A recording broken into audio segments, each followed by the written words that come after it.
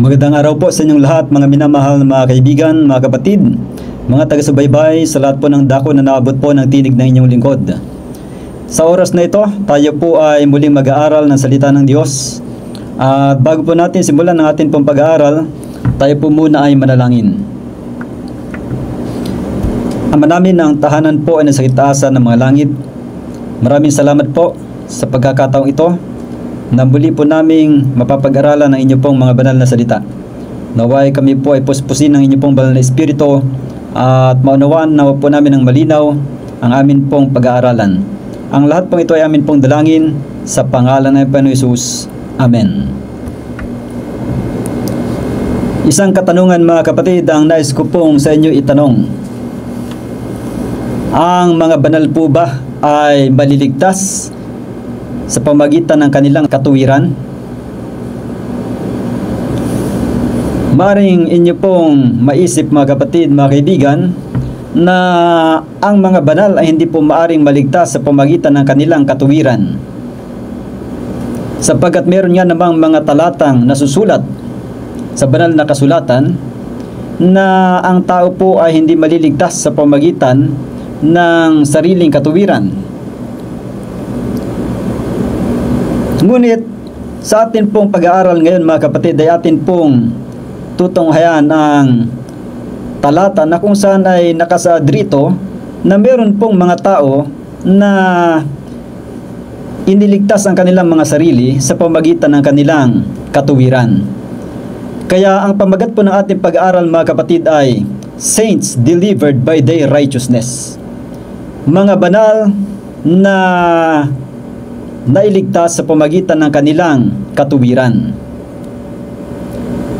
Ang atin pong susing talata ay matatagpuan sa Ezekiel chapter 14 verse 14. Ang sabi po ay ganito: Bagaman ang tatlong lalaking ito na si Noe, si Daniel at si Job ay nangandoon, ang kanila lamang ililigtas ay ang kanilang sariling mga kaluluwa sa pamagitan ng kanilang katuwiran, sabi ng Panginoong Diyos.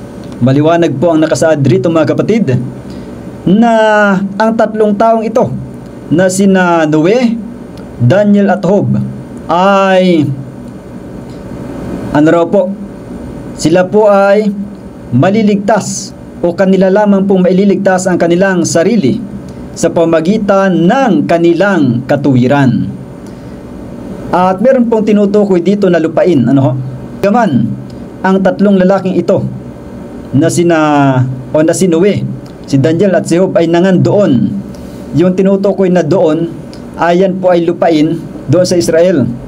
Kung saan, kapag binasa natin ang context ng Ezekiel chapter 14, ay sinasabi po rito na yun pong mga tao sa Israel na magiging masuwayin at sasamba sa mga Diyos-Diyosan, sila po ay parurusahan ng Diyos. Ngunit bagaman nandoon, ito pong sina Noe, Daniel at Job, ay kanila lamang maililigtas ang kanilang sarili mula sa galit ng Diyos sa pamamagitan ng kanilang katuwiran. Pinag-uusapan po dito, mga kapatid, ay doon pa lang ito sa Israel, na kung saan ito pong mga taong ito na mga patriarka ay sila po ay maililigtas sa pamagitan ng kanilang katuwiran.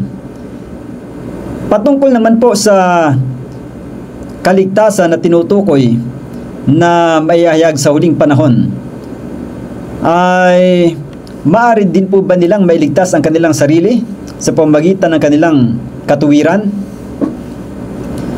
Yan po ay aalamin natin sa atin pong patuloy na pag-aaral.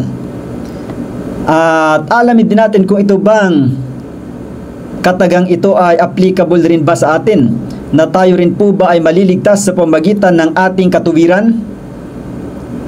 Yan po, mga kapatid. Ngayon ay bigyan pansin po natin itong salita na ginamit dito sa Ezekiel chapter 14 verse 14. Yun pong salitang ililigtas. Sabi kasi rito, ang kanila lamang ililigtas ay ang kanilang sariling mga kaluluwa.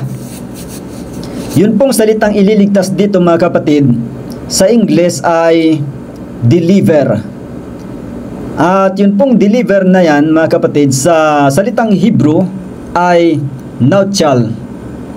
Ito pong nauchal, mga kapatid, ay nangangahulugan na recover, escape, rescue.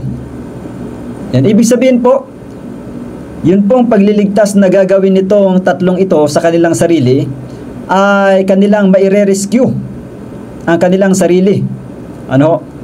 Or escape, ibig sabihin maitatakas nila laban sa galit ng Diyos ang kanilang sarili. Kaya ibig sabihin ay naunawaan natin kung ano ang punto rito na ang tao po ay pwedeng mailigtas sa pamagitan ng kaniyang katuwiran. Ano po ang ibig sabihin? Ibig sabihin, sa pamagitan po ng katuwiran ng tao na tinutukoy rito sa context, ay maililigtas niya ang kanyang sarili.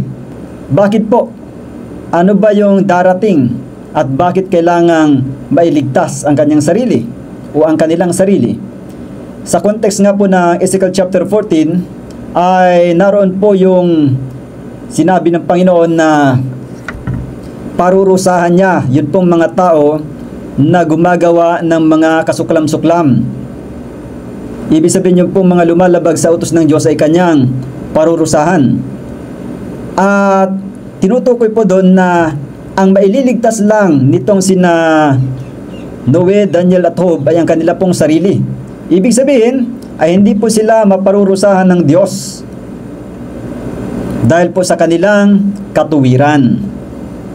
Ngayon ay atin pong pansinin naman ito pong pagkakaiba ng self-righteousness at ng Christ-righteousness. Ano ba yung tinatawag na self-righteousness o sariling katuwiran? Paano po ba yan inilarawan sa karanasan ni Adan at Eva?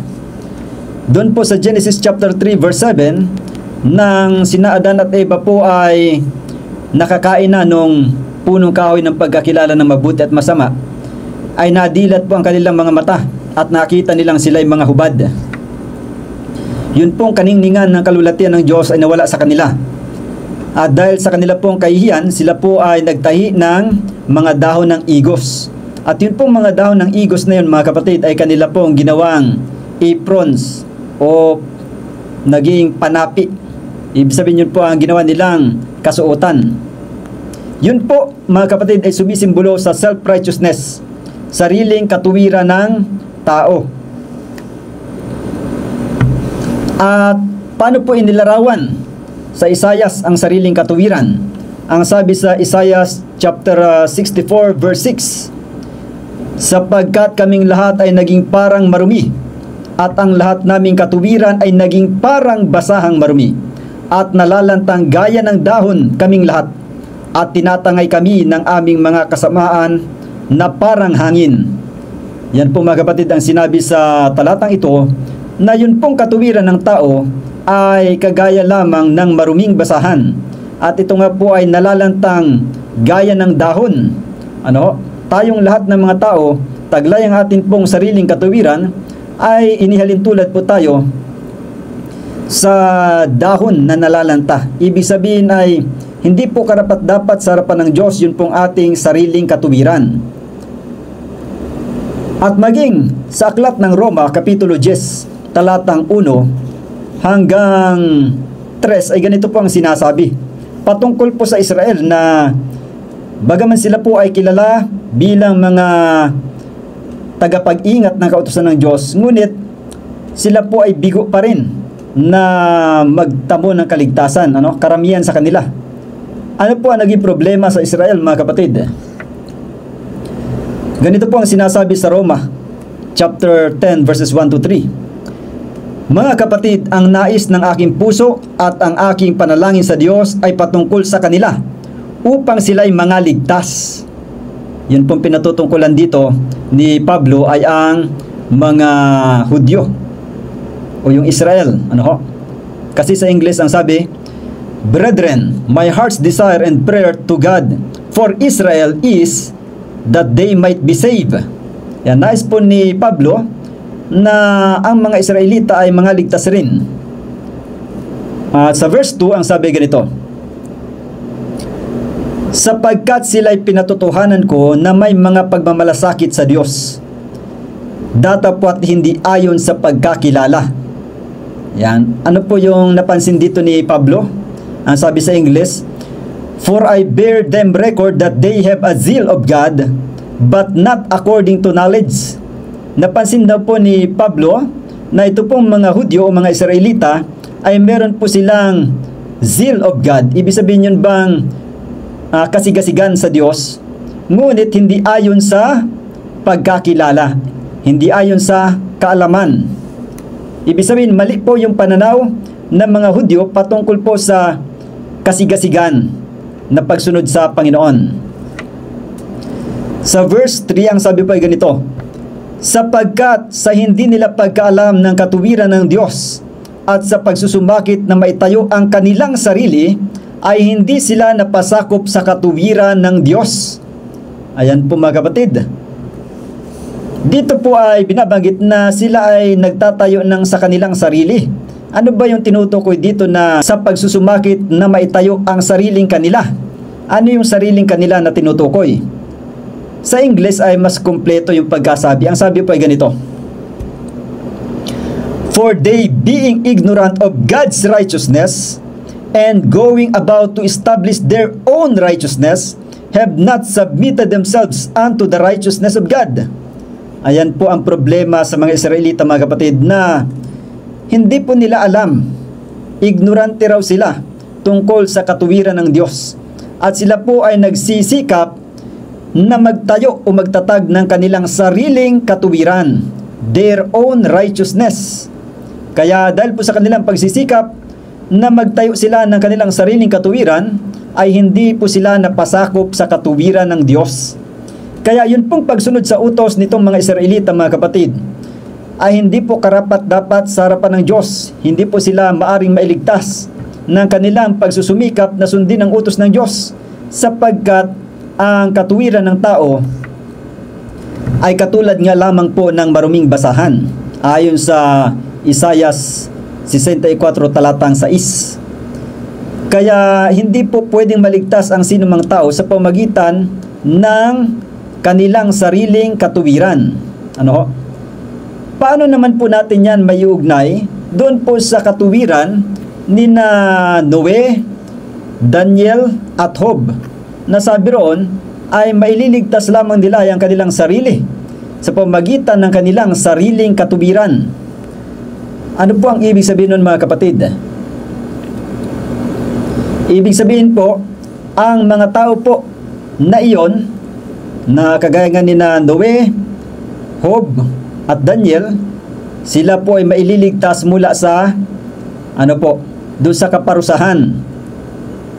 At sila po ay magiging angkop na pumasok sa langit pagdating ng panahon dahil po sa kanilang katuwiran. So sa pamamagitan pa rin po ng kanilang katuwiran na sila po ay maliligtas mga kapatid. At alamin natin kung bakit sila ay maliligtas sa pamamagitan ng kanilang katuwiran, samantalang meron namang mga talata na nagsasabi na ang sariling katuwiran ng tao ay katulad lamang ng maruming basahan. Ngayon ay atin pong tunghayan itong tinatawag na the righteousness of the saints, ang katuwiran ng mga banal. Ito pong katuwiran ng mga banal mga kapatid ay ito po yung katuwiran ni Noe, Daniel at Job, na kung saan sa pamamagitan nito sila po ay maliligtas. At ito pong katuwiran ito mga kapatid ay inilarawan din sa tagpo doon po sa Eden.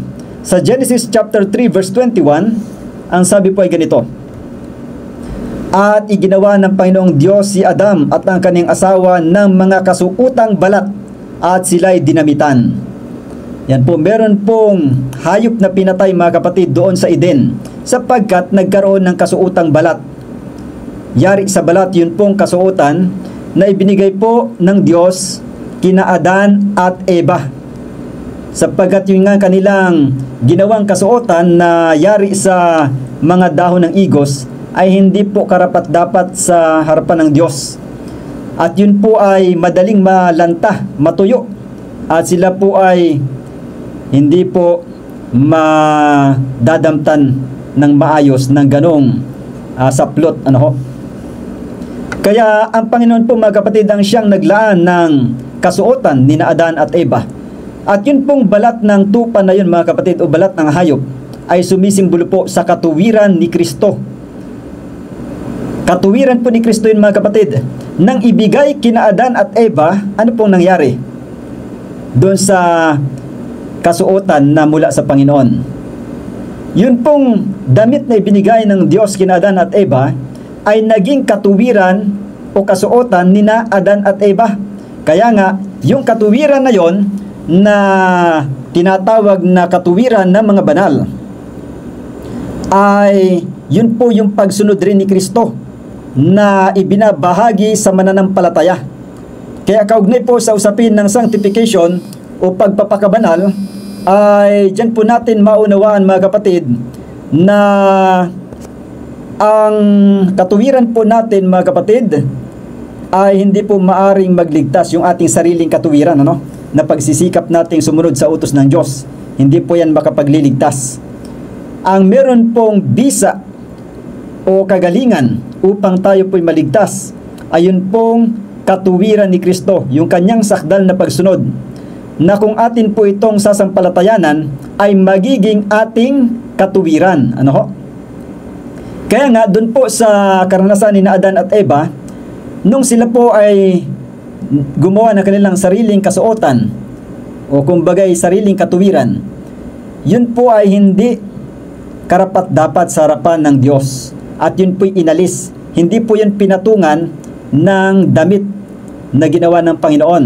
Salit inalis po yun at pinalitan ng kasuotan. Kaya yung atin pong sariling katuwiran, hindi po pwedeng yan ay tabunan lang ng katuwiran ni Kristo. Kinakailangan na atin pong isuko ang atin pong sariling katuwiran, atin pong iwaksi.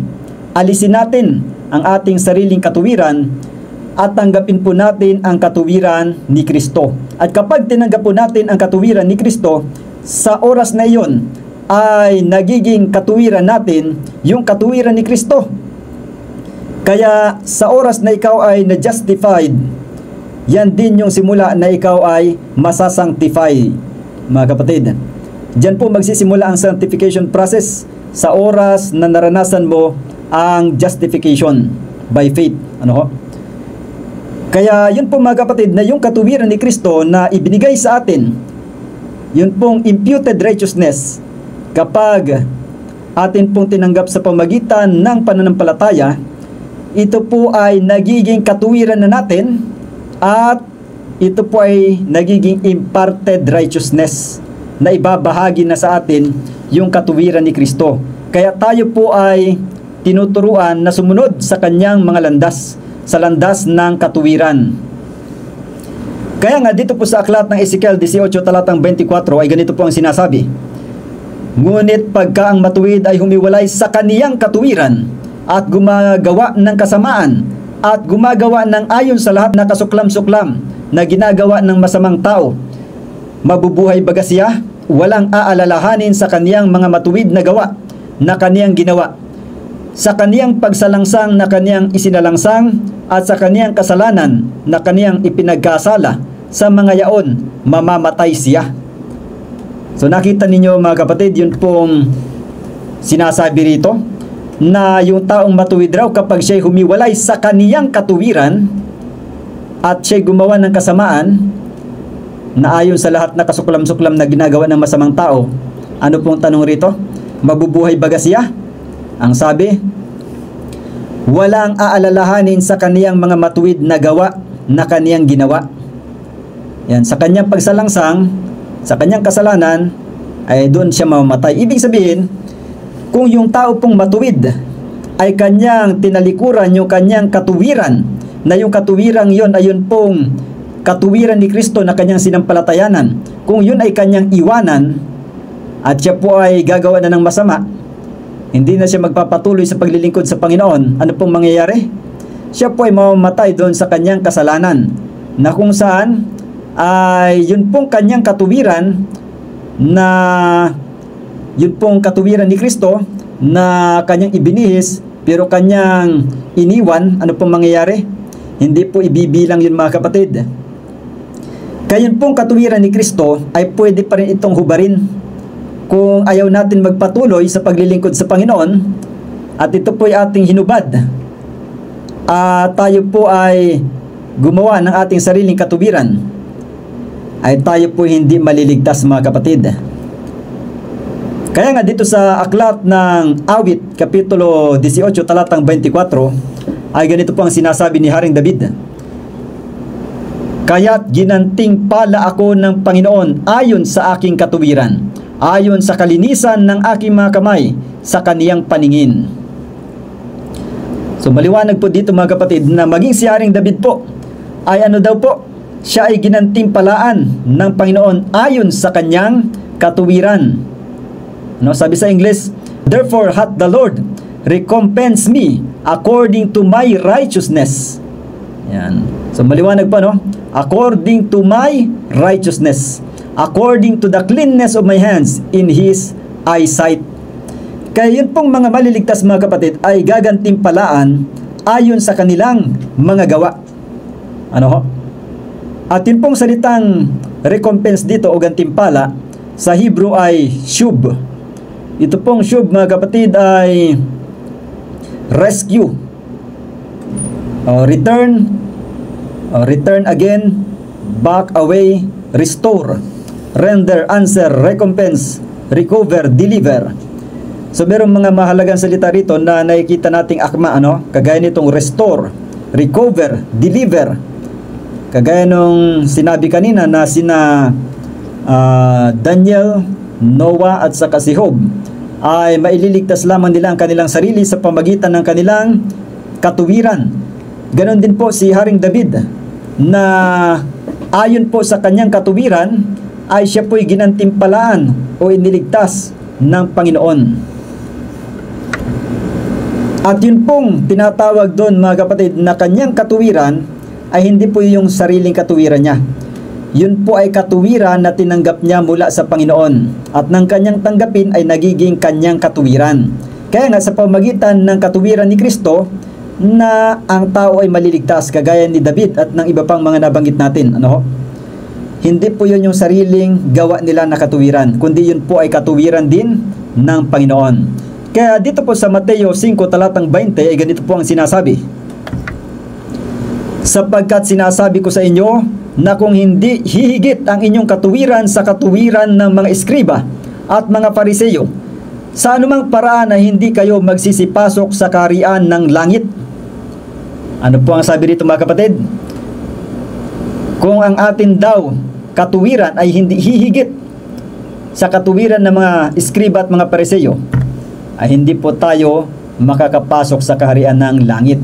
Hindi tayo maliligtas kung yung ating katuwiran ay kagaya lamang ng katuwiran ng mga Pariseyo, na yung mga Pariseyo po ay masunurin nga sa pagsunod sa mga utos ng Diyos at sa iba pang mga alituntunin, pagtulong sa kapwa o pagkakawang gawa na sinasabi, matulungin sila. At kaya lamang yung kanila pong pagiging matulungin ay hindi talaga yung ayon sa kalooban ng Diyos. Kasi meron ngang Pariseyo o yun pong sinasabing priest, saserdote, na dun sa talinhaga ng ating Panginoon Hesus ay hindi po tumulong, kasi walang nakakita nung merong nakitang taong binugbog. Subalit yung mabuting Samaritano, yun po ang tumulong. Kaya yun pong katuwiran ng Pariseyo, mga kapatid, ay hindi po karapat-dapat sa harapan ng Diyos, sapagkat yung kanilang pagsunod ay hindi po dahil sa pag-ibig, kundi sa kanilang pagnanais na magkamit ng kaligtasan. Kaya ang sinumang tao na nagnanais na maligtas sa pamagitan ng pagsunod sa utos ay hindi po maliligtas. Bigo, mga kapatid, sapagkat ang atin pong sariling pagsisikap na maligtas sa pamagitan ng pagsunod sa utos ay hindi po yan meritorious. Wala po yan virtue. Walang kagalingan upang magbigay sa atin ng karapatan na magkaroon ng buhay na walang hanggan. Ang magbibigay lang po sa atin ng karapatan na magkaroon ng buhay na walang hanggan at makapasok sa kaharian ng Diyos, ayun pong katuwiran ni Kristo na tinatawag na imputed righteousness. At kapag ibinahagi sa atin ay nagiging imparted righteousness sa atin pong patuloy na pamumuhay ayon sa katuwiran ni Kristo. Kaya yung ugali ni Kristo ay nagiging ugali rin po ng mananampalataya. At yun pong katuwiran na yun ni Kristo na nagiging ugali po ng mananampalataya, yun po ang magiging titulo at fitness to heaven ng mananampalataya. Kaya nga sa huling talata natin babasahin dito sa Apokalipsis 19 talatang 8 ay ganito po ang sinasabi: "At sa kanya ay ipinagkaloob na damtan ang kaniyang sarili ng mahalagang lino, makintab at tunay, sapagkat ang mahalagang lino ay siyang mga matuwid na gawa ng mga banal." So maliwanag po mga kapatid, ano? Yung tinatawag rito na fine linen, clean and white. So malinis at puting damit. Ano raw po ito? Ito daw po yung righteousness of the saints. Sabi sa English, "For the fine linen is the righteousness of saints." Ayan po mga kapatid. Yun pong maputing damit o yung mahalagang lino, ito raw po ay katuwiran ng mga banal. Righteousness of the saints, na isinalin sa Tagalog bilang mga matuwid na gawa ng mga banal. Kaya pong tatanggapin sa langit o magsisipasok sa kaharian ng langit, ayun pong magtataglay ng katuwiran na hihigit sa katuwiran ng mga Pariseo at mga eskriba. At ano pong katuwiran yon na dapat taglayin ng mga nagnanais pumasok sa kaharian ng langit? Walang iba po kundi ang katuwiran ng mga banal, o yung tinatawag sa Tagalog Bible na mga matuwid na gawa ng mga banal. Kaya ang mga tao pong maliligtas mga kapatid ay meron pong matuwid na mga gawa. Hindi po dahil sa kanilang sariling pagsisikap, kundi yun po ay ugali ni Kristo na naibahagi sa tao, nagiging bahagi na ng buhay ng tao dahil po sa patuloy na pagsasapamuhay ng mga alituntunin ni Kristo. Kaya maliwanag po sa ating pag-aaral nito mga kapatid, na yun pong tinatawag na righteousness of the saints, yan po ay katuwiran din ni Kristo.